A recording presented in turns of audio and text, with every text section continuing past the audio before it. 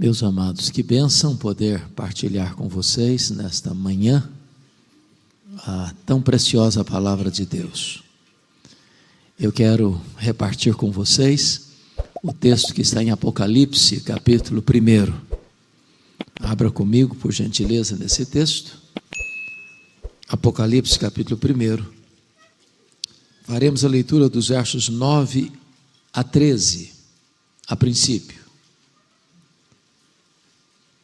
Apocalipse, capítulo 1, versos 9 a 13. Está escrito: Eu, João, irmão vosso, e companheiro na tribulação, no reino e na perseverança, em Jesus achei-me na ilha chamada Patmos, por causa da palavra de Deus e do testemunho de Jesus. Achei-me em espírito no dia do Senhor, e ouvi por detrás de mim grande voz como de trombeta dizendo: o que vês escreve em livro e manda às 7 igrejas: Éfeso, Esmirna, Pérgamo, Tiatira, Sardes, Filadélfia e Laodiceia. Voltei-me para ver quem falava comigo, e voltado vi 7 candeeiros de ouro, e no meio dos candeeiros um semelhante a filho de homem. Vamos prosseguir a leitura no capítulo 3, versículos 14 a 22. Ao anjo da igreja em Laodiceia escreve: estas coisas diz o Amém, a testemunha fiel e verdadeira, o princípio da criação de Deus. Conheça as tuas obras, que nem és frio nem quente. Quem dera fosses frio ou quente. Assim, porque és morno e nem és quente nem frio, estou a ponto de vomitar-te da minha boca, pois dizes: estou rico e abastado, e não preciso de coisa alguma, e nem sabes que tu és infeliz, sim, miserável, pobre, cego e nu. Aconselho-te que de mim compres ouro refinado pelo fogo, para te enriqueceres, vestiduras brancas para te vestires, a fim de que não seja manifesta a vergonha da tua nudez, e colírio para ungir os teus olhos, a fim de que vejas. Eu repreendo e disciplino a quantos amo. Sê, pois, zeloso e arrepende-te. Eis que estou à porta e bato. Se alguém ouvir a minha voz e abrir a porta, entrarei em sua casa e cearei com ele e ele comigo. Ao vencedor dar-lhe-ei sentar-se comigo no meu trono, como também eu venci e me sentei com meu Pai no seu trono. Quem tem ouvidos, ouça o que o Espírito diz às igrejas. Amém. Meus amados, a igreja do primeiro século, a igreja apostólica primitiva, estava enfrentando os dias mais sombrios da sua história, desde que Nero assumiu o governo de Roma no ano 54. Já haviam passado pelo império César Augusto, que governou de 27 a.C. a 14 depois de Cristo.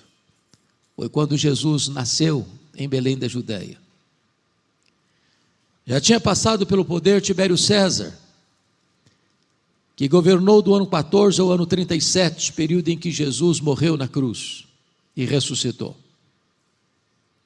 Já tinha passado pelo império o crudelíssimo imperador Calígula, de 37 a 41. Já tinha passado pelo poder Cláudio, que governou de 41 a 54, quando houve uma grande fome no mundo e os judeus foram dispersos, ou melhor, expulsos de Roma. Agora assume o poder, no ano 54, o imperador Nero. Era um homem cruel e devasso, matou a sua própria mãe. 10 anos depois que ele estava no poder, precisamente no dia 17 de julho do ano 64, uma tragédia acontece. A capital do império é criminosamente incendiada. Foram 7 noites e 6 dias de incêndio. Enquanto Nero assistia esse horrendo espetáculo do alto da Torre de Mecenas, quando o incêndio termina, a cidade está devastada. Dos 14 bairros de Roma, 10 foram destruídos. Os 4 bairros restantes, densamente povoados por judeus e cristãos, dão a Nero um álibi para botar a culpa do incêndio de Roma nos cristãos. E começa um verdadeiro massacre. Eles são crucificados, eles são queimados vivos, um banho de sangue é derramado não só em Roma, mas em outros lugares. Em 68, Nero é deposto pelo Senado e comete suicídio. No ano 70, Jerusalém é tomada pelo general Tito Flávio. A cidade é arrasada, o templo é destruído e os judeus são dispersos. Nesse mesmo ano 70, o imperador Vespasiano inaugura o Coliseu Romano, o Anfiteatro da Morte, onde numa festa de inauguração de 100 dias, mais de 10 mil cristãos são mortos com requinte de crueldade. Agora está no poder desde 81, Domiciano. Esse homem é considerado o segundo Nero, ou Nero redivivo, pela maneira truculenta com que ele perseguiu os cristãos. É esse imperador que deporta o apóstolo João para uma colônia penal, para uma ilha vulcânica do mar Egeu, a ilha de Patmos, enquanto ele era pastor em Éfeso. E vale destacar que a essas alturas, todos os demais apóstolos de Jesus já estão mortos, e mortos pelo viés do martírio. João é o último representante do colégio apostólico. A igreja está sangrando, a igreja está massacrada, a igreja está sendo torturada e os crentes estão sendo martirizados. Parecia que era o fim, parecia que não havia uma janela aberta, um escape. João está numa ilha, cercado por todos os lados, com todas as portas da terra fechadas para ele. Mas nos tempos mais amargos da igreja, Deus continua no trono. Deus continua com as rédeas da história em suas mãos. E quando todas as portas se fecharam para João na terra, Deus abriu uma porta no céu e disse: sobe para aqui, e eu te mostrarei não as coisas que talvez aconteçam, não as coisas que podem acontecer, eu te mostrarei as coisas que devem acontecer. E quando João vê, ele vê Deus no trono. Quando João vê, ele olha e mais tarde percebe que o cordeiro que venceu, o leão da tribo de Judá, venceu para abrir o livro, desatar os seus selos, e tem o livro da história em suas mãos. E nessa revelação é um dia de domingo, é o dia do Senhor. Quando João escuta atrás dele uma voz, como voz de trombeta, dizendo: que vês, escreve em livro e manda às 7 igrejas: Éfeso, Esmirna, Pérgamo, Tiatira, Sardes, Filadélfia e Laodiceia. Quando ele se volta para ver quem falava com ele, ele não vê quem falava com ele, ele vê as 7 igrejas, e no meio das igrejas, um semelhante a filho de homem.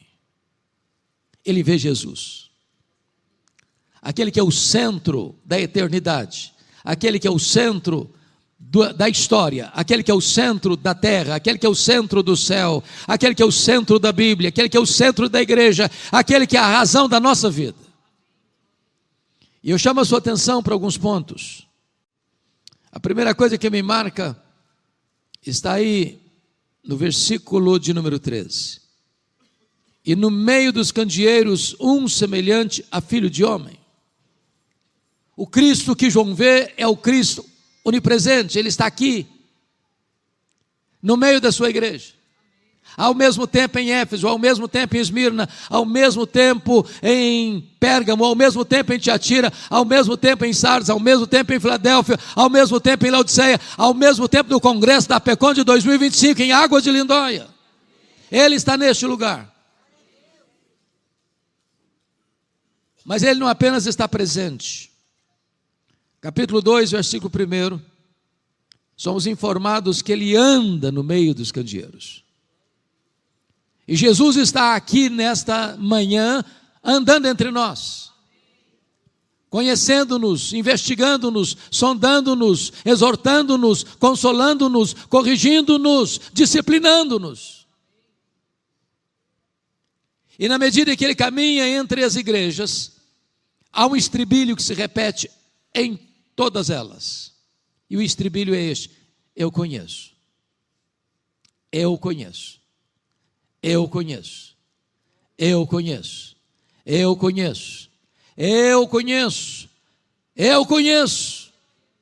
Para 5 dessas 7 igrejas, para a igreja de Éfeso, para a igreja de Tiatira, de Sardes, de Filadélfia e Laodiceia, ele vai usar a mesma expressão: eu conheço as tuas obras. Eu conheço aquilo que seu marido não conhece, que a sua mulher não conhece, que seus filhos não conhecem, que seus pais não conhecem, que o seu pastor não conhece, que a sua igreja não conhece. Eu conheço. Aquilo que você fechou a porta, apagou a luz, ele estava lá. Nada pode ficar escondido daquele cujos olhos são como chamas de fogo. Mas para a igreja de Esmirna, a mais pobre igreja da Ásia, Jesus vai usar uma outra expressão.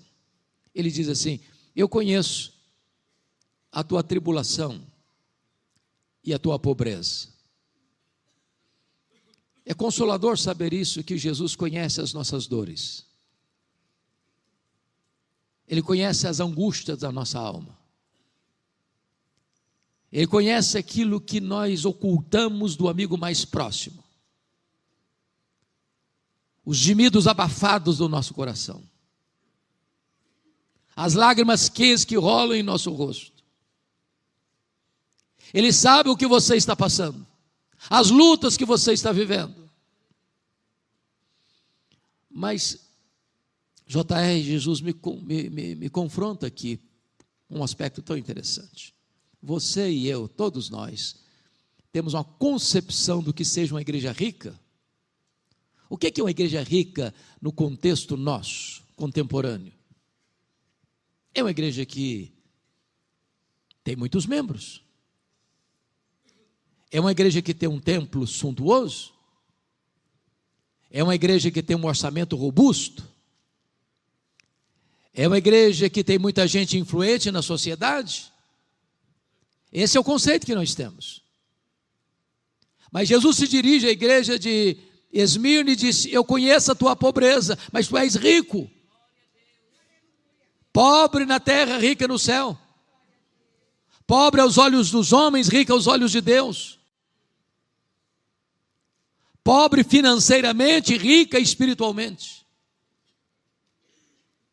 Por outro lado, Jesus se dirige à igreja de Laodiceia, que olha para si mesma e diz: eu estou rica, eu sou abastada, eu não preciso de coisa alguma. E Jesus olha e faz um outro diagnóstico e diz: não, você é pobre, você é miserável, você está nua, você está cega.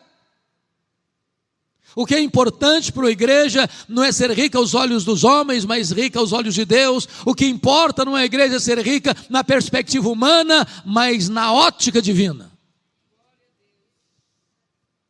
Mas para a igreja de Pérgamo, Jesus vai usar uma outra expressão. Ele vai dizer assim: eu conheço o lugar onde tu habitas, onde está o trono de Satanás. E a pergunta é: por que Jesus disse isso acerca da igreja de Pérgamo? Talvez nós pudéssemos lançar luz sobre esse assunto, para entender por quê. Pérgamo, vocês bem sabem que era a segunda maior cidade da Ásia Menor, só perdia para Éfeso, que era a capital. Pérgamo foi a cidade que ganhou a concorrência quando se disputava na Ásia qual igreja construiria o primeiro templo de adoração ao imperador romano como uma divindade. Então, possivelmente, o que Jesus está nos dizendo é o seguinte: qualquer lugar onde se põe um homem no pedestal, onde se venera um ser humano, aí está o trono de Satanás. Porque todo humanismo idolátrico é satânico. Deus não divide a sua glória com ninguém. Na igreja de Deus não tem ícones. Na igreja de Deus não tem chefes. Na igreja de Deus não tem donos. Na igreja de Deus não tem caudilhos. Na igreja de Deus todos são nivelados no mesmo patamar, são servos. E Deus não aceita dividir sua glória com ninguém. Mas em segundo lugar, possivelmente, quando Jesus diz: eu conheço o lugar onde tu habitas, onde está o trono de Satanás, é porque Pérgamo era o centro do culto a Esculápio, o conhecido deus da cura, que era representado por uma serpente. Pessoas vinham do mundo inteiro a Pérgamo para serem curados por aquela serpente chamada Esculápio. É por isso que quando você vai ao seu médico até hoje, você vai ver bordado no jaleco branco de seu médico uma serpente. Isso vem de Pérgamo, isso vem de Esculápio, isso vem do Deus da cura. E possivelmente o que Jesus está nos dizendo é o seguinte: qualquer lugar onde o homem fabrica uma imagem, tece uma ideia de Deus, seja no campo imaginário ou no campo concreto, aí está o trono de Satanás. Porque o ídolo é nada, ele é pau, ele é pedra, ele é gesso, ele é mármore, ele é bronze, ele é ouro, ele é prata. Ele não tem vida, ele nada pode, mas o que está por trás do ídolo, diz o apóstolo Paulo, são os demônios. O que é maravilhoso para mim é que onde o diabo tem um trono, ali Jesus planta uma igreja. Ali Jesus estabelece uma igreja para testemunhar ao mundo acerca do Rei dos Reis e do Senhor dos Senhores. Quando Jesus está andando no meio dessas igrejas, ele tem elogios a fazer e ele tem censuras a fazer. Para duas igrejas não tem nenhuma censura, só tem elogios. Para quais igrejas? Para Esmirna, a mais pobre, para a Filadélfia, a mais fraca. Jesus se dirige à igreja de Filadélfia e diz: eu conheço as tuas obras, tu tens pouca força, mas eu coloquei diante de ti uma porta aberta, e a porta que eu abro ninguém fecha, e a porta que eu fecho ninguém abre. A força de uma igreja não está no seu orçamento, não está na membresia que tem, está na sua santidade, está na sua vida íntima com Deus, está na sua comunhão com Deus. É quando a igreja é fiel ao Deus Todo-Poderoso, então ela é irresistível.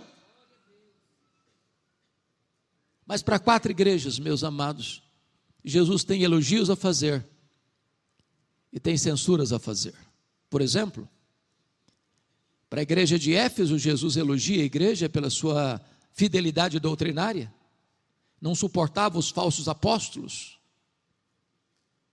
pela sua integridade moral, ela odiava a obra dos nicolaítas, que induziam as pessoas à prostituição. Uma igreja perseverante no sofrimento, não negociando princípios e valores. E com isso Jesus está nos mostrando que uma igreja, para agradar a Deus, ela precisa ser fiel às Escrituras. Nenhuma igreja pode agradar a Jesus se ela muda a mensagem, se ela torna a mensagem mais palatável, se ela torna a mensagem mais ao gosto das pessoas, para atraí-las. Não, a verdade é inegociável. Qualquer igreja que ceder no que tange a sua fidelidade doutrinária está fadada ao fracasso. Qualquer igreja que abrir mão da sã doutrina está fadada ao fracasso. Uma igreja não pode agradar a Jesus se transige com a verdade. Porém, Jesus se dirige à igreja de Éfeso e diz: eu tenho uma coisa, entretanto, contra ti, é que tu abandonaste o teu primeiro amor. Fiquei sabendo que já houve uma mensagem aqui no Congresso, especificamente sobre a igreja de Éfeso. E talvez, irmãos, um dos grandes dramas que você e eu enfrentamos hoje como igreja presbiteriana do Brasil, é que corremos o risco de, na defesa da ortodoxia, perder o fervor. De repente, a defesa da verdade é um fim em si mesmo. Desde que eu esteja pregando de maneira correta, bíblica, fiel, íntegra, está tudo bem.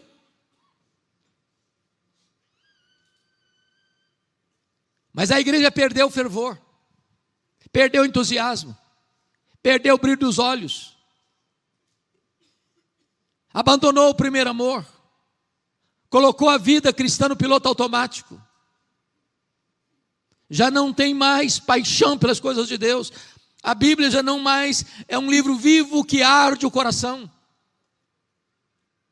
não tem mais oração fervorosa, não tem mais busca do eterno, não tem mais fome de Deus, não tem mais sede pelas coisas do alto. Há uma ortodoxia árida, há uma ossificação da teologia. E essa igreja também não agrada a Jesus.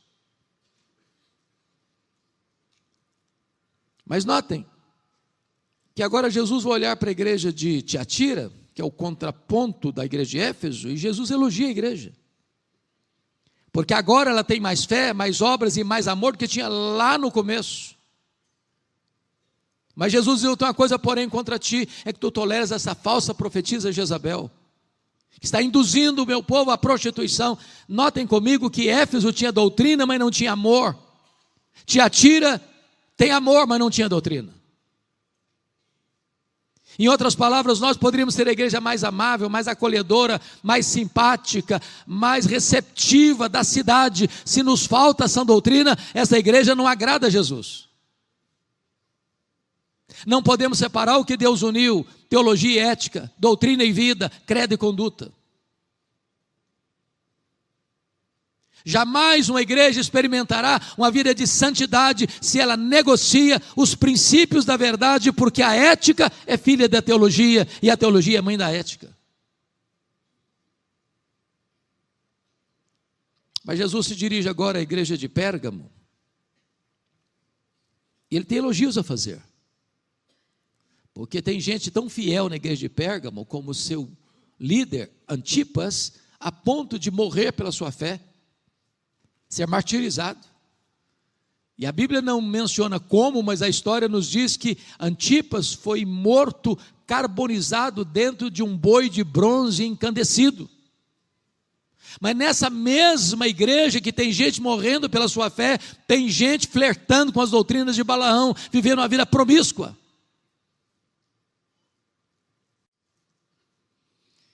Isso é curioso, porque às vezes as pessoas perguntam assim, e é muito comum me perguntarem dessa forma, nas minhas andanças por aí. Pergunta assim: pastor, qual a avaliação que o senhor faz da igreja evangélica brasileira? Aliás, me fizeram essa pergunta essa semana. Às vezes, sabendo que eu sou um pastor presbiteriano, pergunta para mim: qual a avaliação que o senhor faz da igreja presbiteriana do Brasil? Mas às vezes a pergunta é mais específica ainda: qual a avaliação que o senhor faz da igreja que o senhor é pastor? E a minha resposta é sempre a mesma. Eu respondo assim: vai muito bem. Eu respondo assim: vai mais ou menos. Eu respondo assim: vai muito mal. Sabem por quê? Numa mesma igreja,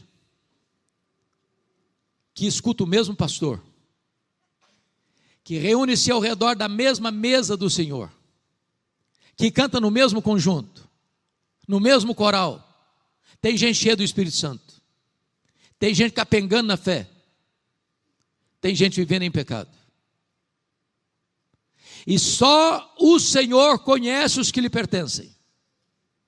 Só o Senhor pode dizer: eu conheço, eu conheço, eu conheço.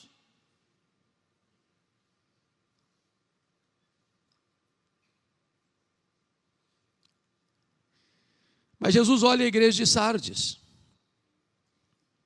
E aquela igreja tem um nome na cidade, de uma igreja viva, avivada. Eu acho que se alguém fosse no culto daquela igreja, ficava muito impressionado. A qualidade da música, as pessoas emocionadas, o envolvimento litúrgico era contagiante. O que é incrível é que Jesus não se impressiona com o que nos impressiona. É que ele vê o que nós não conseguimos perceber. Porque às vezes, irmãos, nós corremos o risco de criar uma espiritualidade de clichês, de jargões, de dizer amém, aleluia, glória a Deus, isso não passar de um ritual vazio. E Jesus disse: eu conheço, tens nome de que vives, mas estás morto. Tem uns poucos aí ainda que não se contaminaram. E o que Jesus me choca é porque a avaliação dele às vezes é tão diferente da minha. Para a igreja que diz que é rica, Jesus: não, você é pobre. Para a igreja que diz que é pobre, Jesus: não, você é rica. Para a igreja que diz que eu estou viva, Jesus: não, você está morta. Para a igreja que diz que é fraca, Jesus: não, mas eu coloquei diante de você uma porta aberta. Portanto, o que importa não é o que eu penso a meu respeito. O que importa não é o que as pessoas dizem a meu respeito. O que importa é o que Deus diz a meu respeito. Deus não tem uma opinião, Deus tem um diagnóstico. Eu conheço, eu conheço, eu conheço. Mas, para uma igreja, Jesus não tem nenhum elogio, apenas censura. E qual igreja? A igreja de Laodiceia. E o grande problema é que a igreja de Laodiceia era a igreja que tinha melhor avaliação de si mesma. A igreja de Laodiceia colocava uma série de quesitos sobre vida de espiritualidade, sobre vida de santidade, e ticava todos esses itens dando nota máxima para si mesma. A igreja de Laodiceia aplaudia a si mesma. Ela formava um grande coral dos membros da sua igreja para cantar o hino "Quão grande és tu" diante do espelho. E Jesus olha para esta igreja e não faz o mesmo diagnóstico. E Jesus usa uma expressão que eu confesso que eu tenho até constrangimento de afirmar. Ele está sentindo náusea. Está dando vômito nele. E eu não sei quanto a você, mas para mim náusea é pior que dor. Se você está nauseado, não tem nada bom. Você está em pé, o mundo roda. Se você senta, o mundo deita com você. Se você deita, então dá cambalhota.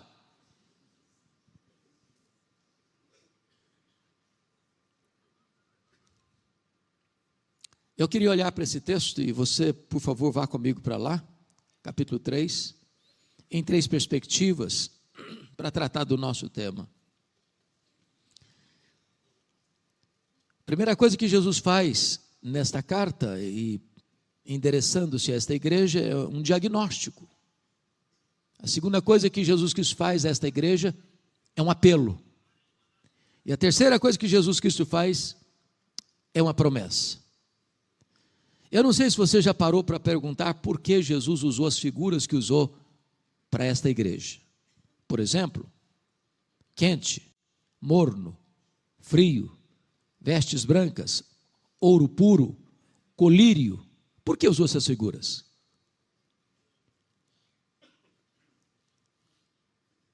Será que foi por acaso? Ou proposital?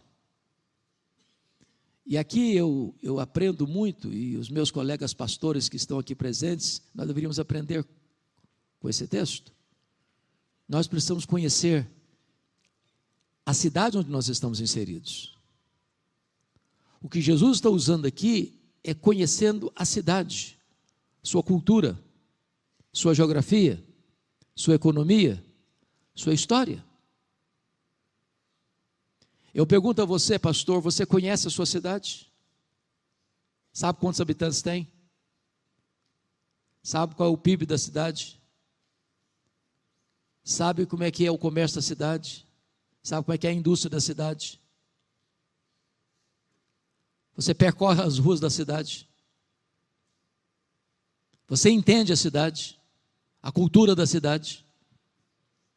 Porque todas as figuras que Jesus usou aqui têm a ver com o aspecto da cidade de Laodiceia. Por exemplo, quando ele usa a expressão, quem dera fosses quente ou frio, assim, porque és morno, nem és quente nem frio, estou a ponto de vomitar da minha boca. Do que ele está falando? Por que essa expressão quente, frio, morno? Vocês muito bem sabem que Laodiceia ficava na região do Vale do Rio Lico, a região mais próspera da Ásia Menor, hoje ainda uma das regiões ricas da Turquia asiática. Ali era um centro metropolitano com 3 cidades principais: Laodiceia, Hierápolis e Colossos. Hierápolis é até hoje uma cidade conhecida pelas suas águas termais. Era a nossa Caldas Novas brasileira. Lá tem uma montanha chamada Montanha de Algodão, de rocha calcária branca, onde brota água quente e foi descendo em cascatas, formando piscinas naturais, e as pessoas vinham e vêm até hoje para tomar banhos terapêuticos. Do outro lado do Rio Lico fica a cidade de Colossos, conhecida pelas suas fontes de águas frias, também terapêuticas. Laodiceia, entretanto, não tinha fontes nem de águas quentes, nem de águas frias. As águas que chegavam na cidade vinham por meio de aquedutos e chegavam mornas, tépidas, impróprias para beber e para uso doméstico. E Jesus diz assim: quem dera tu fosses quente com mais águas de Hierápolis, quem dera tu fosses frio com mais águas de Colossos, terapêuticas, mas porque tu és morno com mais águas que chegam na cidade, eu estou a ponto de vomitar-te da minha boca. Ele pega o gancho da geografia para trazer uma lição espiritual. Por que ele fala das vestes brancas? Porque Laodiceia era o maior centro têxtil da Ásia Menor, se orgulhava das suas fábricas de roupas, e Jesus diz: vocês se orgulham das suas fábricas de roupas, do seu comércio, da sua indústria, mas vocês espiritualmente estão nus. Por que ele fala do ouro puro? Que Laodiceia era a cidade dos banqueiros, dos endinheirados, dos ricaços. Para você ter uma ideia, no ano 46 depois de Cristo, essa região metropolitana foi assolada por um terremoto. Colossos e Hierápolis nunca se reconstruíram de verdade. Laodiceia não precisou de dinheiro público para se reconstruir. A cidade foi reconstruída pelos endinheirados da cidade. E Jesus está dizendo: vocês se orgulham do ouro que vocês têm, mas espiritualmente vocês estão pobres. Por que Jesus usa a figura do colírio? Porque Laodiceia era o maior centro oftalmológico da Ásia Menor. Havia um remédio quase milagroso naquela cidade chamado pó frígio. E Jesus está dizendo: vocês se orgulham das suas clínicas de tratamento de olhos, mas espiritualmente vocês estão cegos. O que Jesus está fazendo? Um diagnóstico. Agora, sabe o que me impressiona? Não é o que Jesus vê, é o que ele não vê. Preste atenção nisso, leia as 7 cartas. E vocês não verão nenhuma denúncia de Jesus de heresia, falsa doutrina, na igreja de Laodiceia. Não tem falsos apóstolos. Não tem doutrina de Jezabel. Não tem doutrina de Balaão. Não tem. Diríamos nós hoje, irmãos, que a igreja de Laodiceia era uma igreja ortodoxa. A igreja não está sendo afligida por falsos mestres, por falsos profetas, por falsos apóstolos. A igreja é íntegra, teologicamente falando. E não obstante isso, ela está causando náuseas no Senhor. Leia as 7 cartas. E vocês não verão nenhuma denúncia de Jesus de problemas morais na igreja de Laodiceia. Lá não tem profetiza Jezabel induzindo o povo à prostituição. Lá não tem doutrina dos nicolaítas ensinando a imoralidade. Lá não tem nenhum problema de escândalo na igreja. A liderança não precisava se reunir para disciplinar membros. A igreja era eticamente saudável. Mas apesar disso, está causando náuseas em Jesus. Leia as cartas. E vocês não verão nenhuma denúncia de Jesus de pobreza na cidade, na igreja. A igreja de Esmirna era pobre. Não, nessa igreja não tem ninguém. Aliás, os teólogos da prosperidade não fariam sucesso lá. Todo mundo já era rico. Mas a igreja está causando náuseas no Senhor Jesus. Leia as cartas. E vocês não verão nenhuma perseguição, nem política como em Pérgamo, nem religiosa como em Éfeso, na igreja. A igreja é uma ilha de paz, num mar de violência e perseguição. A igreja está em paz, mas está causando náuseas no Senhor Jesus. Agora preste atenção. Se você e eu nos mudássemos para aquela região, lá no finalzinho do primeiro século, sabe qual a igreja que você e eu gostaríamos de frequentar e levar a nossa família? Com certeza, a igreja de Laodiceia. Ortodoxa, ética, próspera, em paz. Desfruta de um bom conceito diante do espelho e desfruta de um bom conceito fora dos portões. E Jesus olha para essa igreja e diz: eu estou a ponto de vomitar-te da minha boca. Então resta a pergunta: o que é que Jesus viu então nesta igreja que lhe causou tanto desconforto? Apenas uma coisa: falta de santidade, falta de fervor, falta de vida piedosa, falta de brilho nos olhos, falta de fogo no coração, falta de entusiasmo, falta de avivamento, falta de um fervor que encha a alma de doçura e o coração de anseio pelas coisas do céu. Meus irmãos, eu não sei quanto vocês, mas Deus tem me dado o privilégio de percorrer várias denominações evangélicas. E uma coisa que eu tenho percebido é muito curiosa, porque Deus tem me dado a bênção de pregar em igrejas ultra-ortodoxas. Uma igreja ultra-ortodoxa é curioso, porque você vai para o culto e se uma mosca voar, você escuta. É um silêncio sepulcral. Você prega e olha para o rosto das pessoas, você não sabe se ela está com raiva, se ela está alegre, se ela está triste, se ela está feliz, porque ela não esboça nenhum sentimento. Tem hora que dá um desespero, pensando que você está pregando para uma parede. Mas tem pregado também em igrejas ultrapentecostais. É tanto barulho, você diz: calma gente, calma, por favor, calma, menos um pouquinho.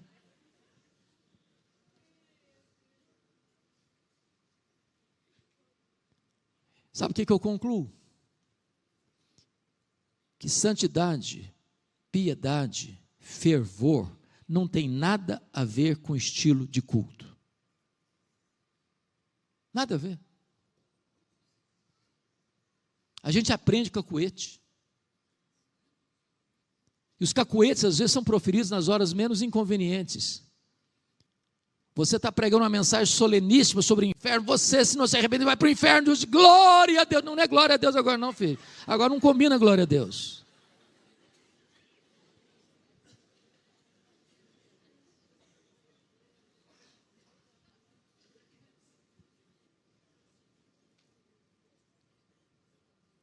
Então, a conclusão que eu tenho é que a maior necessidade da igreja presbiteriana do Brasil é voltar ao seu primeiro amor, a experimentar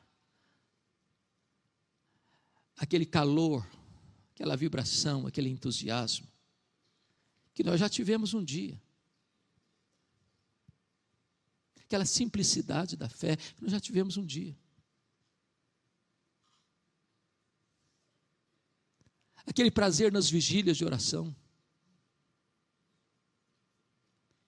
aquele prazer de sair de casa e não perder uma oportunidade de sentar num avião, num ônibus, num metrô, num táxi, num Uber, sem falar de Jesus.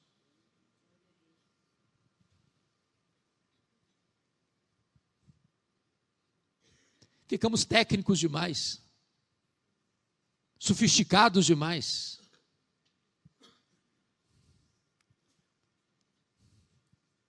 Às vezes soberbos demais. Às vezes queremos olhar todo mundo de cima para baixo. Temos a melhor doutrina, temos o melhor governo, temos o melhor isso, temos o melhor aqui. Será mesmo que nós estamos com essa bola toda? E eu não estou falando que não temos uma magnífica, gloriosa doutrina e vamos ficar nela em nome de Jesus até Jesus voltar. Mas cuidado com a soberba. Cuidado com a arrogância. Cuidado com essa mania de olhar os outros de cima para baixo. Porque quanto mais perto de Deus você e eu estamos, mais nós choramos pelos nossos pecados. Não dá para ficar na presença do Eterno de narizinho empinado, de peito estufado. Não dá para você conhecer o seu próprio coração sem gritar de desespero: miserável homem que eu sou. Precisamos de fervor, irmãos. Precisamos de piedade. Vamos impactar o mundo é com a vida piedosa, é com a vida de santidade, é com fervor espiritual.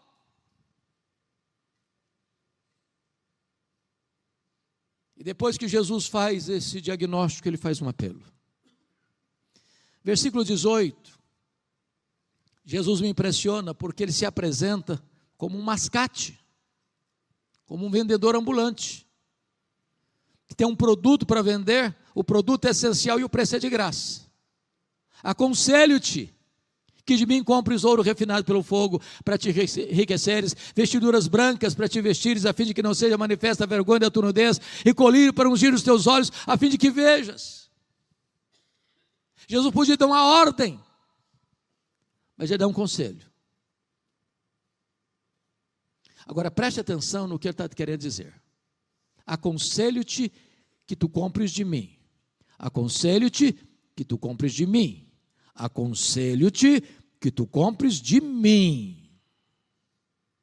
Na busca de uma vida piedosa, na busca da santificação, na busca de um reavivamento espiritual, muita gente se perdeu pelos labirintos da heterodoxia, do misticismo e do sincretismo religioso.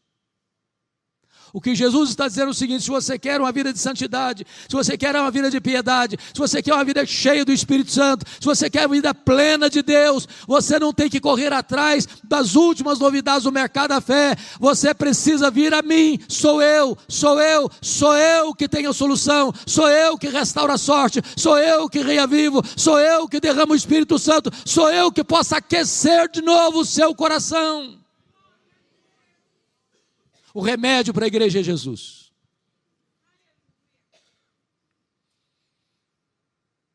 Quando chega no verso 19, Jesus tem uma declaração a fazer e uma ordem a dar. E a declaração dele é esta: eu repreendo e disciplino a quantos amo. E a ordem é: sê pois zeloso e arrepende-te. Eu não sei quanto a vocês, mas convenhamos, Jesus pegou pesado com essa igreja, pegou não? Pegou pesado.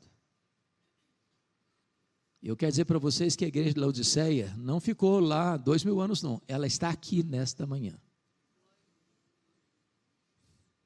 Os laodicenses estão nesse congresso. Eu sou laodicense e você também. Mas sabe por que Jesus pega pesado com você e comigo? É porque não abre mão da nossa vida. O que ele está dizendo para essa igreja é o seguinte: eu não fui para a cruz, eu não morri no Calvário, Eu não ressuscitei dentre os mortos para produzir uma igreja apática, insossa, insípida. Meu projeto não é ter um crente sem entusiasmo, sem brilho nos olhos. Eu estou disciplinando você porque eu te amo e não abro mão da sua vida. Eu não desisto de você.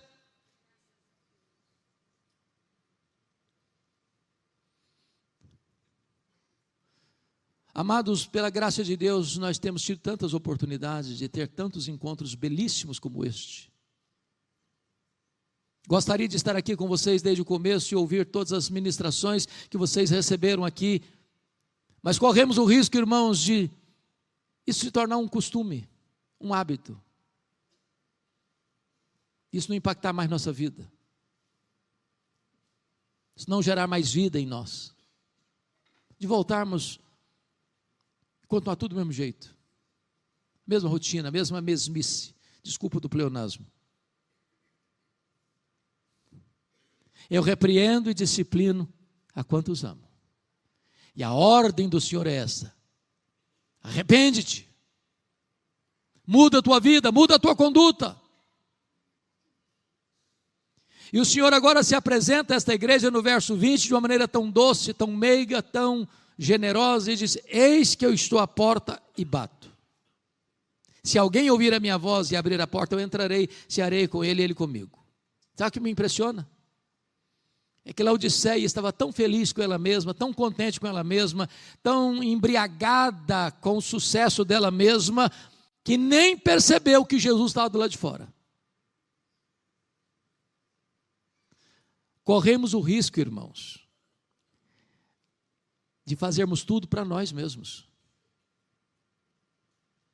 Cantarmos para nós, pregarmos para nós, ofertarmos para nós. Tudo é construído ao redor de atender a nós mesmos. Estamos encantados, somos quase narcisistas. E Jesus está do lado de fora ainda, e nós nem estamos percebendo isso. E Ele está batendo a porta. E a ideia de bater é continuar batendo. Quantas vezes o Senhor já insistiu com você e comigo para nos voltarmos para Ele? E o que é maravilhoso é que Ele nos convidar para cear com Ele é graça, mas Ele querer cear conosco é um gesto de tanta misericórdia.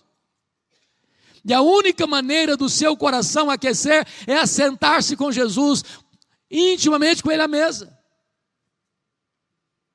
Quando aqueles caminhantes de Emaús retornaram cabisbaixos, desesperançados, frustrados para Emaús, Jesus se apresenta a eles, conversa com eles, abre as escrituras para eles, expõe a palavra de Deus para eles, e de repente o coração deles é tocado, os olhos se abrem, o coração aquece, os pés se apressam, a boca abre para falar de Jesus.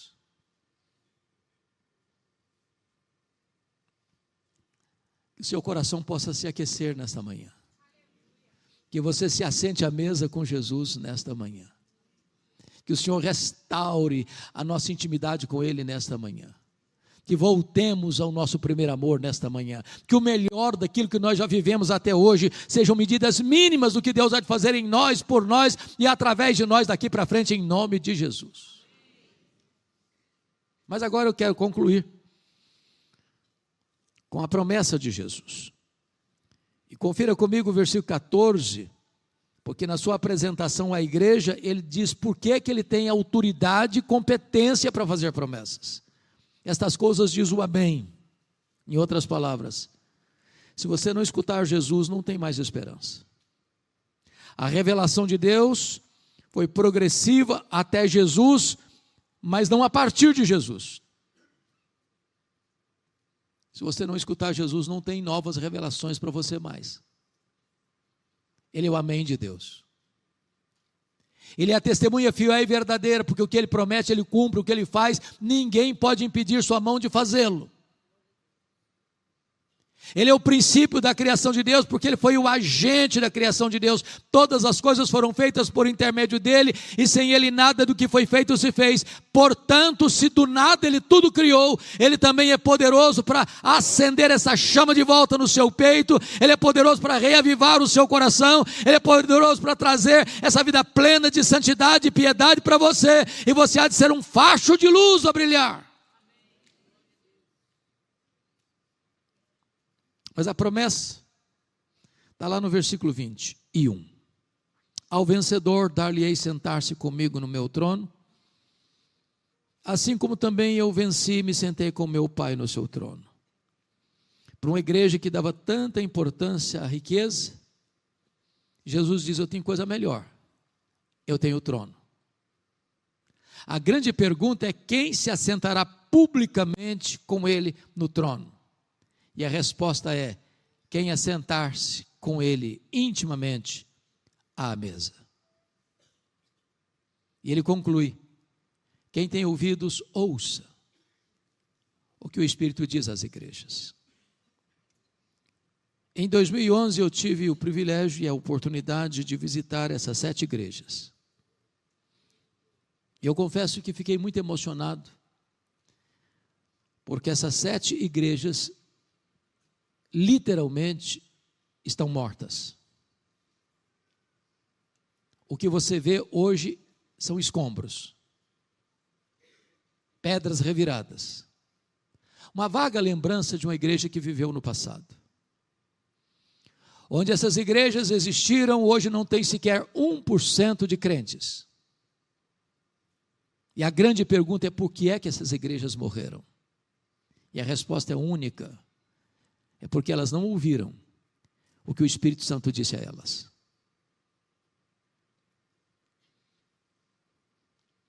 Vamos comemorar este ano 508 anos de reforma, em outubro.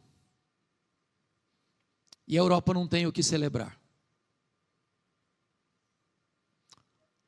O continente europeu, que foi o berço da reforma,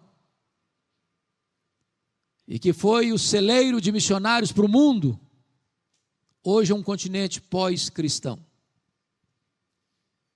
Você vai à Holanda hoje, os templos estão lá, mas desde 1960, vazios, não tem mais gente. De vez em quando, um musical, uma palestra social, mas os crentes não estão mais lá. Você vai para a Escócia, chega em Edimburgo, terra de John Knox, berço do presbiterianismo. Você vai na igreja do Castelo. Quando eu entrei lá, não tinha púlpito, não tinha banco. Aquele templo hoje é um bar, onde as pessoas se reúnem para beber. Você vai para a Inglaterra, dos grandes avivamentos.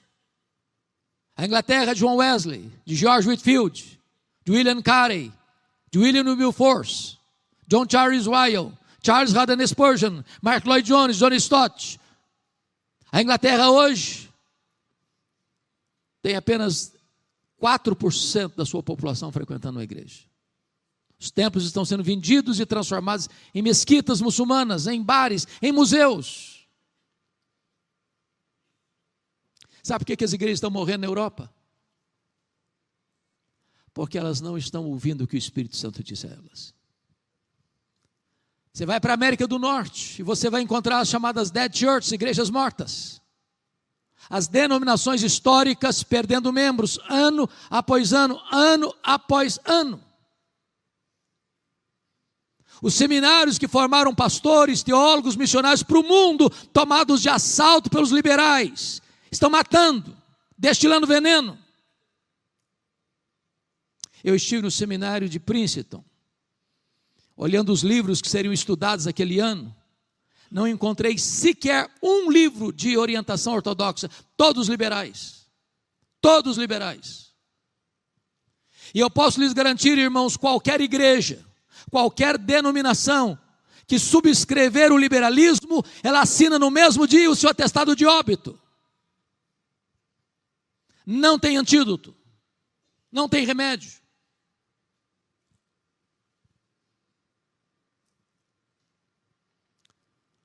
Há 3 anos eu estava pregando numa conferência lá nos Estados Unidos, e fui pregar numa igreja, e do hotel à igreja era meia hora de carro, e o pastor da igreja me mostrou 11 templos, que estavam sendo vendidos, porque não tinha mais ninguém para frequentar. As denominações históricas, há poucos dias, eu estava, menos de um ano, estava lá pregando, e a pessoa me disse: pastor Hernandes, a nossa denominação, toda ela, em toda a América, não batizou 100 pessoas neste ano. Toda a denominação, no país inteiro. Sabe por que as igrejas estão morrendo na América, irmãos? Porque elas não estão ouvindo o que o Espírito diz a elas. Agora, olha para o Brasil. Olha para o Brasil. E você verá que há denominações aqui que já sucumbiram ao liberalismo. Há seminários aqui que não acreditam mais que esse livro é palavra de Deus. Estão murchando, desidratando, minguando, mas não acordam. Olham para o Brasil, e vocês verão mega igrejas, mega templos, multidões e multidões, mas não tem evangelho.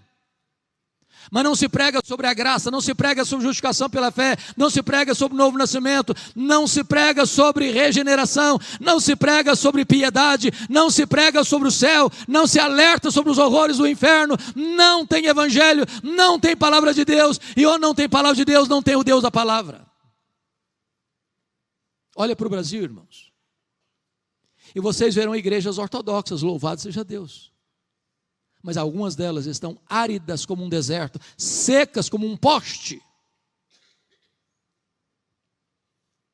E às vezes as pessoas ainda criam alguns mecanismos de defesa. Não, nós estamos preocupados com qualidade, não com quantidade. Mas não tem qualidade estéril. Exatamente o que tem qualidade é que tem que crescer.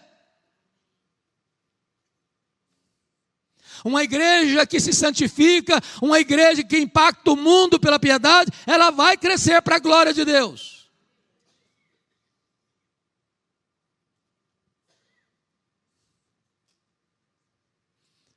Eu não sei quanto a vocês, mas o meu coração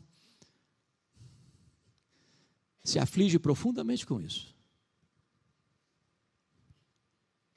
Porque basta uma única geração para uma igreja se perder.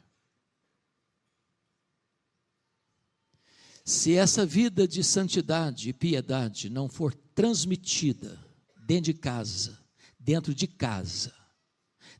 casa, corremos o risco de perder as futuras gerações.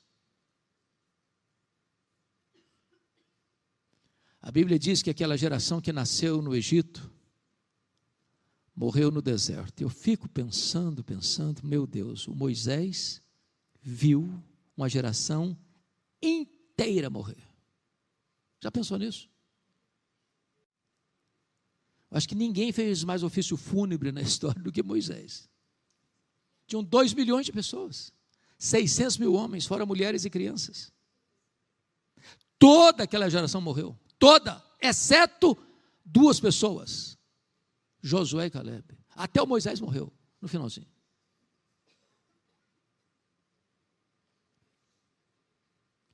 Por isso que ele precisou repetir o discurso em Deuteronômio, porque ele está falando para uma geração que não viu o Êxodo, que não viu o Sinai arder. Aquela geração que nasceu no deserto é que entrou na terra prometida. Mas diz a Bíblia que a geração que nasceu na terra prometida não conhecia Deus mais. E quando você vai ler a história, 330 anos dos juízes, 120 anos de Reino Unido, 209 anos do Reino do Norte, com 19 reis. Nunca houve um momento nessa história do Reino do Norte em que o povo voltou-se para Deus.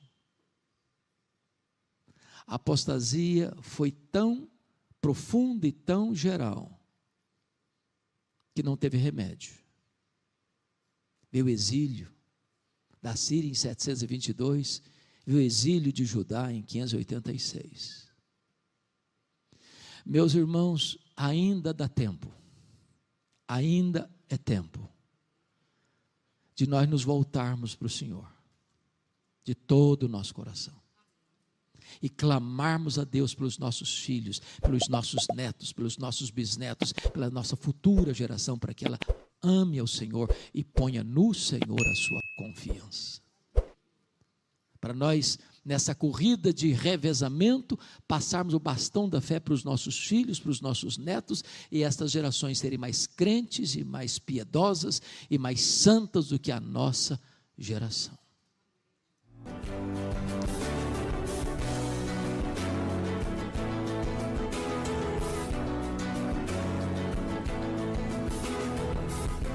Palavra da Verdade, com Hernandes Dias Lopes. Palavra da Verdade, com Hernandes Dias Lopes. Hoje eu quero convidar você para ler comigo o texto de Hebreus, capítulo 3, versículos 7 a 19. Está escrito o seguinte: assim, pois, como diz o Espírito Santo, hoje, se ouvirdes a sua voz, não endureçais o vosso coração, como foi na provocação, no dia da tentação no deserto, onde os vossos pais me tentaram, pondo-me à prova, e viram as minhas obras por 40 anos. Por isso me indignei contra essa geração e disse: estes sempre erraram no coração, eles também não conheceram os meus caminhos. Assim jurei na minha ira, não entrarão no meu descanso. Tende cuidado, irmãos, jamais aconteça haver em qualquer de vós perverso coração de incredulidade que vos afaste do Deus vivo. Pelo contrário, exortai-vos mutuamente cada dia, durante o tempo que se chama hoje, a fim de que nenhum de vós seja endurecido pelo engano do pecado. Porque nos temos tornado participantes de Cristo, se de fato guardarmos firme até o fim a confiança que desde o princípio tivemos. Enquanto se diz: hoje, se ouvirdes a sua voz, não endureçais o vosso coração como foi na provocação. Ora, quais os que, tendo ouvido, se rebelaram? Não foram de fato todos os que saíram do Egito por intermédio de Moisés? E contra quem se indignou por 40 anos? Não foi contra os que pecaram, cujos cadáveres caíram no deserto? E contra quem jurou que não entrariam no seu descanso, senão contra os que foram desobedientes? Vemos, pois, que não puderam entrar por causa da incredulidade. Bom, eu quero então tratar com vocês nesta manhã sobre o tema a ameaça da incredulidade. Quando você lê o livro de Êxodo e também os outros livros do Pentateuco, você conclui que Deus providenciou a libertação do povo de Israel, que vivia sob amarga e longa escravidão. Deus enviou Moisés, Deus manifestou o seu poder, Deus desbancou as divindades do Egito, enviando 10 pragas, cada praga derrubando uma das divindades do panteão egípcio. E então, de maneira extraordinária e com mão poderosa, Deus arrancou o seu povo daquela escravidão. Entretanto, esse povo, ao longo dos 40 anos do deserto, virou as costas para Deus, desobedeceu a Deus, endureceu o seu coração, rebelou-se contra Deus, reclamou e murmurou contra Deus, não demonstrou nenhuma gratidão a Deus, fabricou um bezerro de ouro para adorá-lo, virando as costas rebeldemente contra Deus. E então, em virtude da sua incredulidade, Deus jurou na sua ira, que aqueles que saíram do Egito, e precisa afirmar que eram 600 mil homens, fora mulheres, crianças, portanto um total aproximado de 2 milhões de pessoas, toda essa geração que se rebelou contra Deus, por causa da sua incredulidade, não entrou na terra prometida. De 2 milhões de pessoas, só 2 pessoas entraram, Josué e Calebe. Todos os demais morreram no deserto, por causa da sua incredulidade. Por isso, o autor aos Hebreus está fazendo uma conexão desse fato histórico com o que estava acontecendo com a igreja no primeiro século. Por que Hebreus escreveu esta carta? Por que o autor escreveu esta carta aos Hebreus? Porque havia judeus convertidos a Cristo, que deixaram o judaísmo, abraçaram o cristianismo, e agora, em virtude da perseguição que veio sobre a igreja, estes judeus convertidos a Cristo, estavam como que de malas prontas de volta ao judaísmo, virando as costas para Deus, abandonando a Cristo.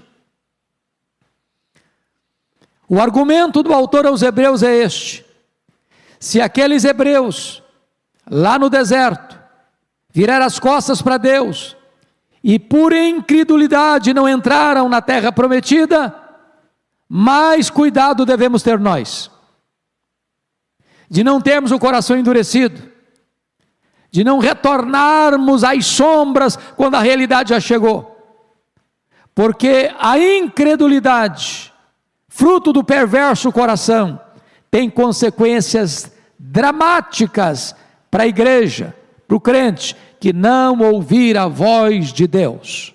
Então, dito isto, eu quero entrar na exposição do texto.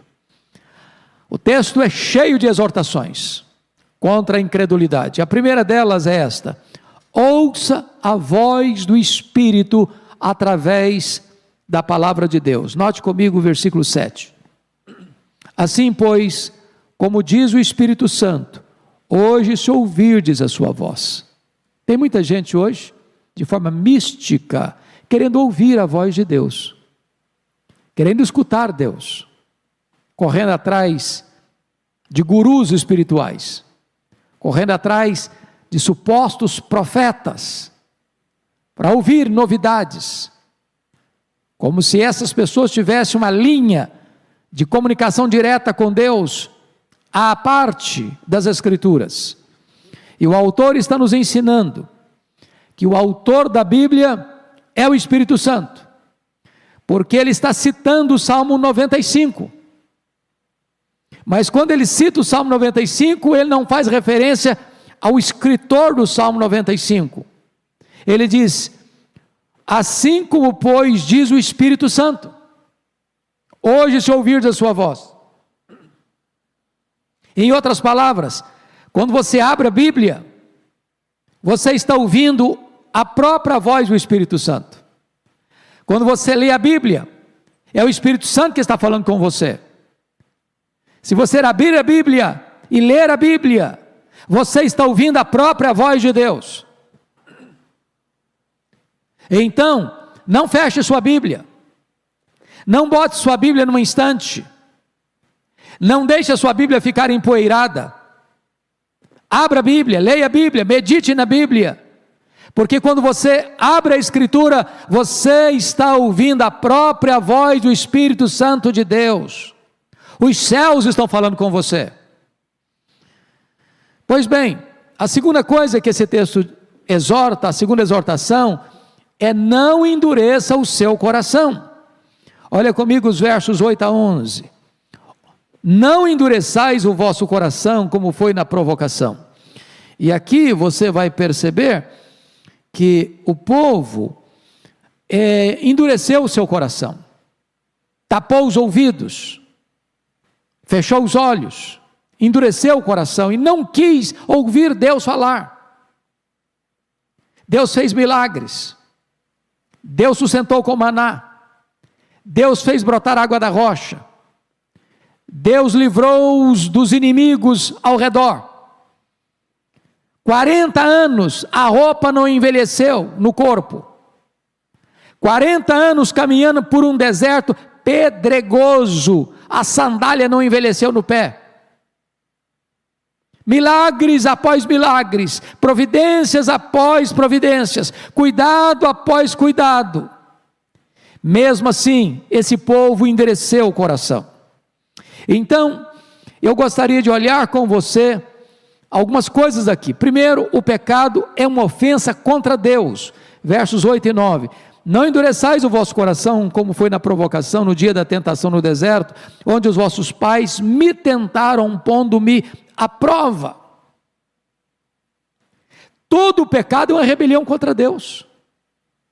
É colocar Deus à prova. É pagar o bem com o mal. Deus abençoa, o povo desobedece. Deus dá sustento, o povo é ingrato. Deus liberta dos inimigos, o povo não agradece. Deus salva o povo com mão poderosa, o povo fabrica um bezerro para adorá-lo. Então o pecado é uma rebelião contra Deus, é um atentado contra Deus. Desculpe da expressão, é um tapa na cara de Deus, é uma cusparada no rosto de Deus, é não reconhecer Deus como a fonte de toda dádiva, de toda boa dádiva. É provocação, é tentação, é pôr o Senhor à prova. Mas veja comigo o verso 10, que o pecado é uma ingratidão a Deus. Olha comigo. E viram as minhas obras por 40 anos. Por isso me indignei contra essa geração e disse: estes sempre erraram no coração, eles também não reconheceram os meus caminhos. Ô, gente, para um pouquinho para pensar. O que aquele povo recebeu? Deus os tirou com forte mão da escravidão. Deus fez promessas. Deus abriu o mar vermelho. Deus deu maná todo dia, 40 anos. Deus mandou codornizes. Deus fez brotar água da rocha. Deus livrou-os de doenças e pestes perniciosas. Deus livrou-os de nações inimigas. Deus fez tanta coisa boa para eles, e eles não reconheceram, e eles foram ingratos. O pecado é uma ingratidão. Quando eu leio lá em Números 14, verso 11, eu queria ler esse texto com você, para você perceber o que Deus disse para esse povo, em Números 14, 11. Olha o que está escrito: disse o Senhor a Moisés: até quando me provocará este povo, e até quando não crerá em mim, a despeito de todos os sinais que eu fiz no meio deles? Tantos sinais, e o povo não crê, tantos sinais, e o povo não agradece. Agora vamos transportar isso para a igreja, para hoje, para você, para mim. Quantas bênçãos Deus tem lhe dado? Ele quem preserva a sua vida, Ele quem lhe dá o fôlego, Ele quem lhe dá a saúde, Ele quem lhe dá a inteligência, Ele quem lhe dá o perdão dos pecados, Ele quem lhe dá a redenção, Ele quem lhe dá a família, Ele quem lhe dá o trabalho, Ele quem lhe dá o sustento, Ele quem lhe dá a prosperidade, Ele quem lhe dá todas as dádivas boas. Como você tem reagido a tudo isso? Você tem sido grato a Deus? Diante dos poderosos feitos de Deus na sua vida, na sua família, como você reage a isso? Terceiro, o pecado atrai a ira de Deus. Olha comigo o verso 10 e 11 ainda. Por isso me indignei contra essa geração e disse: estes sempre erraram no coração, eles também não reconheceram ou conheceram os meus caminhos, assim jurei na minha ira, não entrarão no meu descanso. Deus é santo, Deus é justo, e Deus não pode reagir ao pecado com benevolência. Deus não pode se agradar do pecado. O pecado é maligníssimo. E ele nos priva do maior privilégio, que é a presença de Deus. O pecado faz separação entre nós e Deus. De tal maneira que o pecado provoca a ira de Deus. Mas mais do que isso, o pecado é uma resistência deliberada e contínua contra Deus. Porque é isso que diz o verso 10, parte B. Por isso me indignei contra essa geração e disse: estes sempre erraram no coração, sempre erraram no coração. Olha aí, eles também não conheceram os meus caminhos. Não é uma rebelião temporária, pontual, num dado momento, numa dada circunstância, mas é uma resistência, uma desobediência crônica, contumaz, constante, sempre errar no coração. Deus abençoa e eles não agradecem, Deus livra e eles não honram a Deus, Deus sustenta e eles não agradecem. Em outras palavras, o coração está sempre rebelado contra aquele que é a fonte de toda a bênção para o povo. Mas mais ainda, o pecado priva as pessoas de benefícios maravilhosos, porque Deus então vai dizer no verso 11: eu jurei na minha ira, não entrarão no meu descanso. Eu vou tratar disso daqui a pouquinho com mais vagar. Então vamos ver aí a terceira exortação. A primeira delas é: ouça a voz do Espírito, através das Escrituras. A segunda exortação é: não endureça o seu coração. A terceira exortação é: não se renda à incredulidade. Primeiro, olha comigo o verso 12, parte A: acautele-se contra a incredulidade. Tende cuidado, irmãos, jamais aconteça haver em qualquer de vós perverso coração de incredulidade que vos afaste do Deus vivo. Ele está dizendo assim: cuidado, acautele-se, vigie, preste atenção. A incredulidade é uma coisa que quer pegar a gente como que numa arapuca, numa armadilha. Então acautele-se. É isso que ele está dizendo.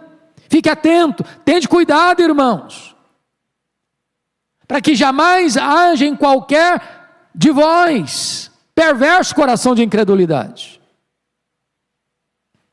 Essa incredulidade, irmãos, não é dizer eu não acredito em Deus, não.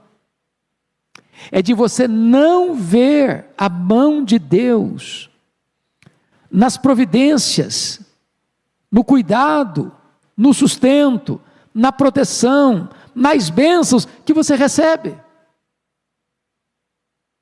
Você está vivendo como se tudo dependesse de você, como se você vivesse por você, como se você tivesse saúde por você, como se a inteligência você recebesse de você mesmo, por você mesmo, que tudo que você tem e tudo que você experimenta e usufrui é da sua própria mão, e não ver Deus, e não reconhecer Deus, e não agradecer a Deus, e não glorificar a Deus. Como disse Paulo lá em Atenas: porque nele vivemos, nos movemos e existimos, ele que nos dá a vida, a respiração e tudo mais.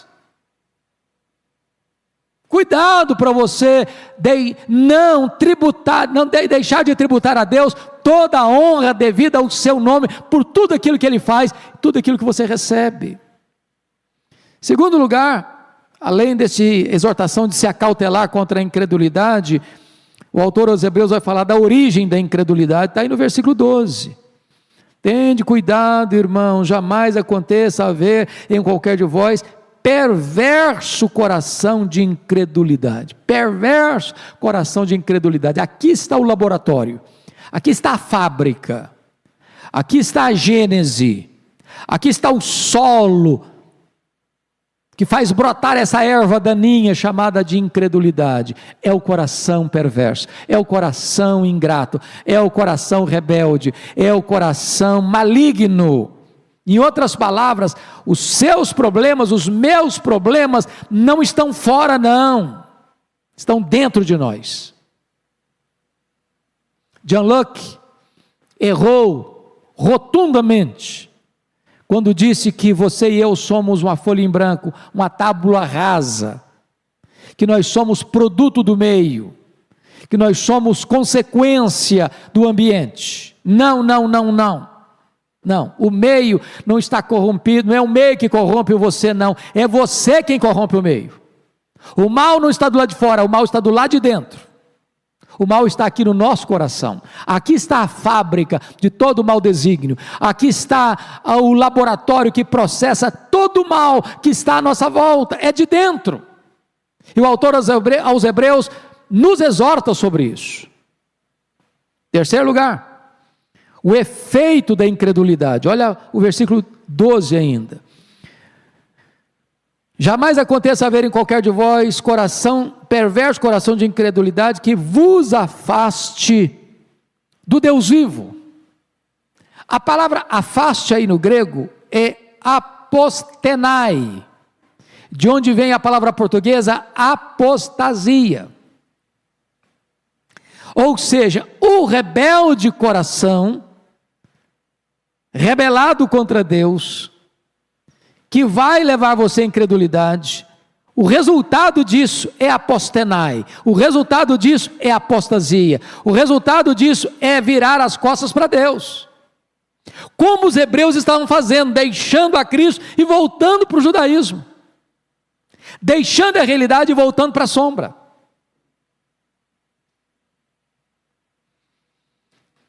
Mas aqui está a ameaça da incredulidade no versículo 13, a parte B, a fim de que nenhum de vós seja endurecido pelo engano do pecado. Agora preste atenção que aqui é um passo maior, que é o endurecimento, e essa palavra endurecimento aqui, é a mesma palavra para aquilo que dá em você às vezes um calo, né? Que às vezes dá no pé. E eu sofro com um calozinho no pé há anos. Já fiz até a cirurgia, brota de novo, brota de novo, brota de novo. E quando ele está crescido, se eu piso numa areiazinha que vai direto nele, eu vejo estrelas. Calo é uma coisa que brota. E ele está dizendo que pode existir, numa linguagem figurada, esse calo no coração. Essa insensibilidade no coração.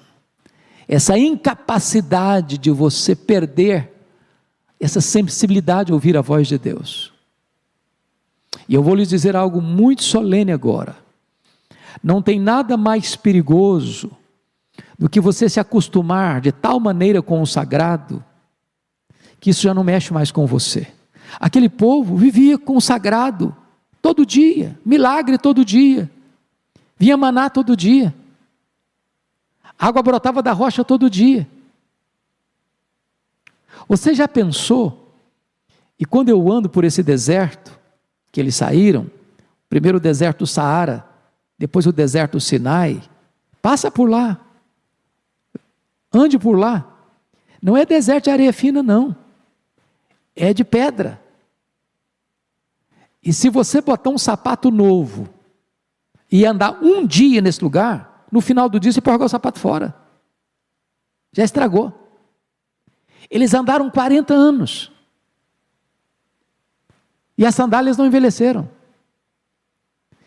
e eles usaram uma roupa 40 anos, porque não tinha loja para comprar roupa no deserto, e a roupa não se gastou, e eles andaram 40 anos, tiveram comida, tiveram roupa, tiveram calçado, tiveram água, tiveram livramento, tiveram manifestação da glória de Deus entre eles, e o coração foi se acostumando com aquilo, de repente aquilo era normal para eles, de repente aquilo não fazia mais significado para eles, de repente aquilo não mexia mais com eles. Sabe o que foi acontecendo? Uma espécie de endurecimento progressivo, de repente uma crosta no coração, a palavra de Deus batia e voltava, eles não escutavam mais a voz de Deus, É isso que o autor está nos advertindo: cuidado, para que o seu coração não endureça. Você pode até vir à igreja, você pode até escutar um sermão, você pode até ouvir um hino, mas isso não mexe mais com você. Você pode até ser um pastor, pode ser até um pregador, pode ser até um missionário, mas você se tornou um profissional, isso não mexe mais com você. E a advertência é esta, é a ameaça da incredulidade, é essa, é o coração ficar endurecido. Agora, o autor aos Hebreus vai mostrar para nós, bendito seja Deus, o antídoto contra a incredulidade. Qual o primeiro antídoto? Qual o primeiro remédio? Olha o versículo 13, a parte A: exortação mútua. Pelo contrário, exortai-vos mutuamente cada dia, durante o tempo que se chama hoje. Igreja é um corpo, igreja é uma família. Não espere que as exortações todas procedam do púlpito da sua igreja.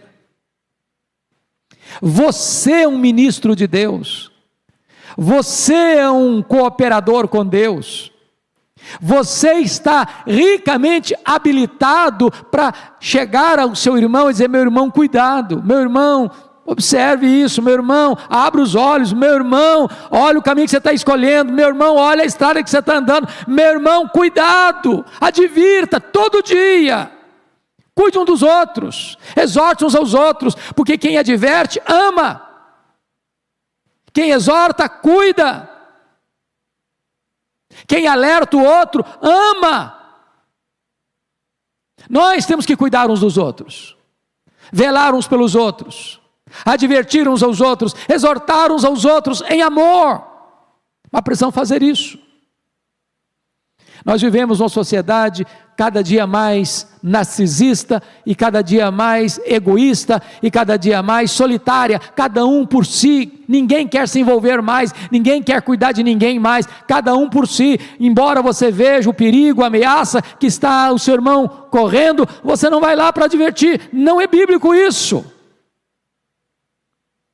Segunda coisa, segundo remédio, para você lidar com o perigo da incredulidade, é a sua união com Cristo. Olha o versículo 14, a parte A: porque nos temos tornado participantes de Cristo. Veja isso, você é participante de Cristo, você foi remido por Cristo, você é habitado por Cristo, você está sentado com Cristo nas regiões celestes, você está nele, ele está em você. Como se você habita em Cristo e Cristo habita em você, e você é propriedade dele, você foi remido por ele, comprado por ele, você vai se render à incredulidade. Terceiro, perseverança na fé, é o terceiro remédio para você se livrar aí da incredulidade. Olha o versículo 14, a parte B: se de fato guardarmos firme até o fim a confiança que desde o princípio tivemos. Em outras palavras, quem é a pessoa salva? O texto não está falando de ser salvo e perder a salvação, não é disso que se trata.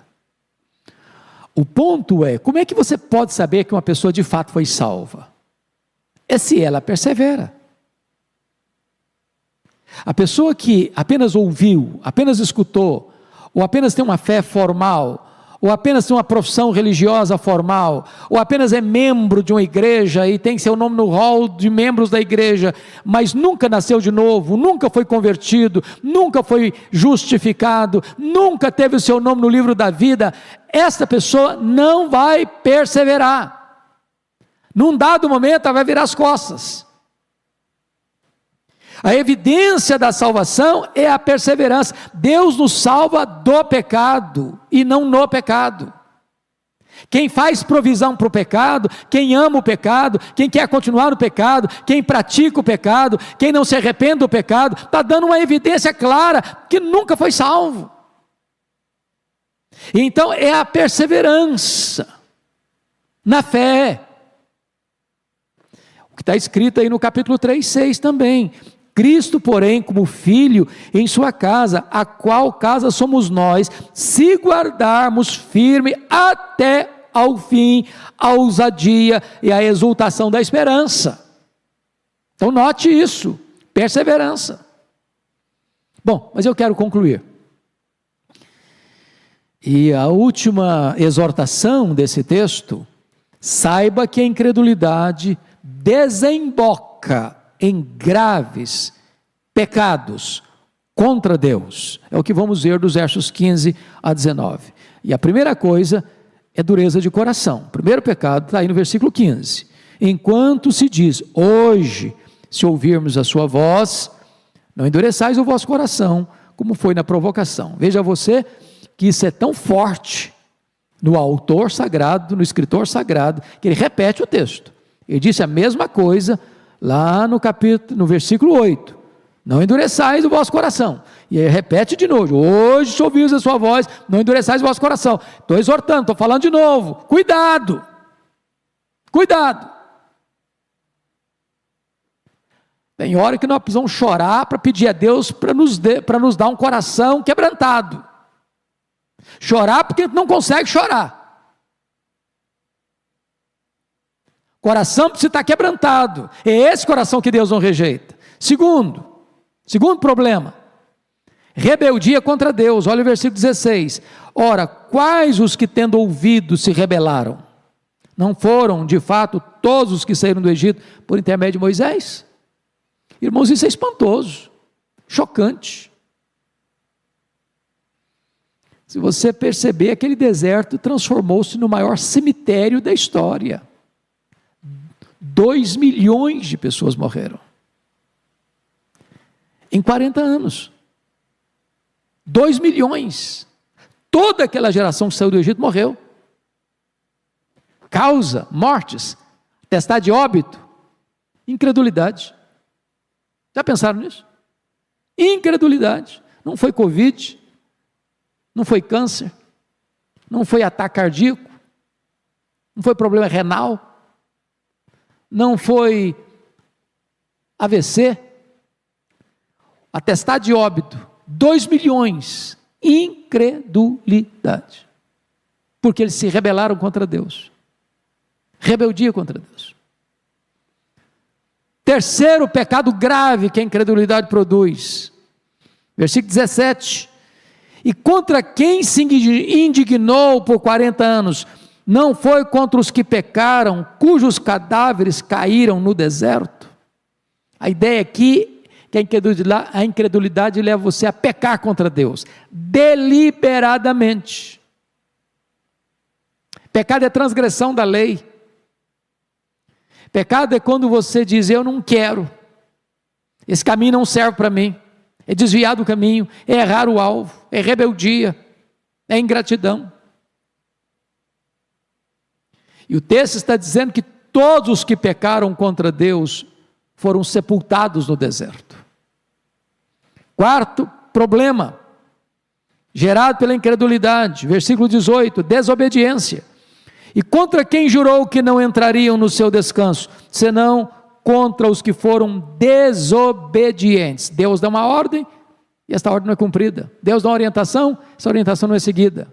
Deus dá uma palavra, esta palavra não é ouvida. Desobediência. Deliberada, consciente. Contra aquele que os libertou, os sustentou, os guiou, os protegeu. Mas finalmente, o grave problema da incredulidade é que a incredulidade priva a pessoa do descanso prometido por Deus. Olha o verso 19. Vemos, pois, que não puderam entrar por causa da incredulidade. Entrar aonde? Na terra prometida, em Canaã. Eles foram, alguns deles, até o limiar, como Moisés, o próprio líder, que lá do Monte Nebo, que fica na Jordânia hoje, e você olha do Monte Nebo e você avista até Jerusalém. Você avista toda a Campina do Jordão. Você avista Jericó, a primeira cidade que eles conquistaram. E ele não entrou. Porque chegou um momento que o próprio líder, que liderou esse povo, Deus disse para ele falar a rocha, ele feriu a rocha. Ele diz: você não vai entrar também. E apenas 2 homens entraram. Quais homens? Josué e Calebe. Por quê? Porque lá atrás, há 40 anos, Deus,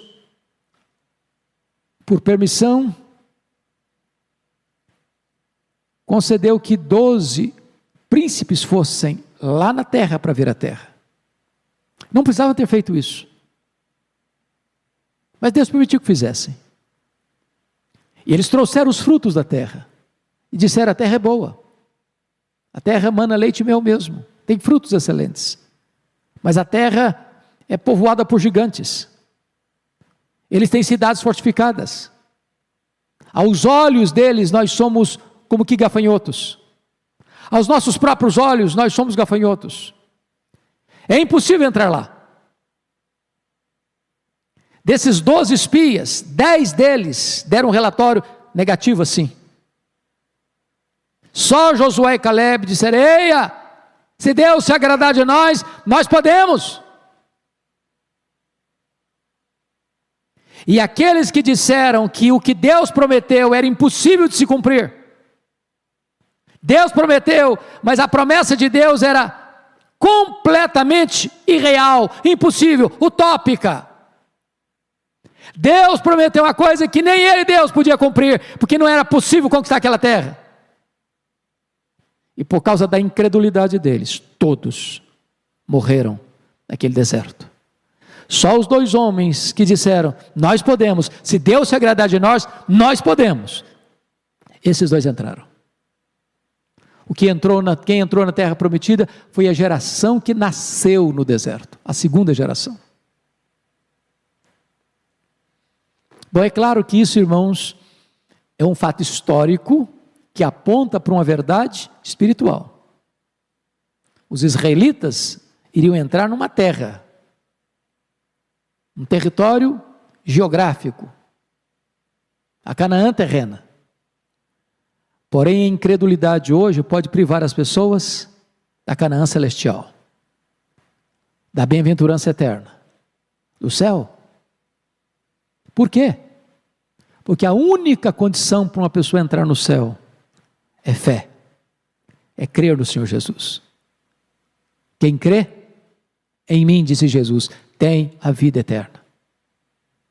Quem crê pode apropriar-se da verdadeira Canaã, a Canaã celestial. Mas a incredulidade leva o homem a descrer que Jesus Cristo salva, que Jesus Cristo perdoa, que Jesus Cristo é a fonte da nossa salvação e que nele nós temos copiosa redenção. E aquele que tapa os seus ouvidos à voz de Deus para crer em Jesus, estes também não poderão entrar na Canaã celestial, não poderão desfrutar do descanso de Deus. Quero concluir dizendo que a incredulidade não foi um perigo apenas no passado. A incredulidade é um perigo ainda hoje. Talvez muito mais hoje do que no passado. Porque hoje é uma onda tão grande no mundo todo de ateísmo, no mundo todo uma onda de sincretismo, no mundo todo uma tentativa de desconstrução dos valores cristãos, no mundo todo hoje, levando as pessoas a pensar que você não pode, no mundo plural, afirmar uma verdade singular, de que só Jesus Cristo salva, só Jesus Cristo é o mediador entre Deus e os homens. Cuidado, muito cuidado, para que estas ondas de incredulidade à sua volta não endureçam o seu coração. Portanto, se hoje você está ouvindo a voz de Deus, não endureça o seu coração, se renda a Cristo e receba dele a vida eterna e se aproprie do descanso de Deus. Deus abençoe sua vida Deus abençoe vocês, irmãos que estão conosco, e que Deus nos ajude a termos um coração crente e não um coração incrédulo. Amém.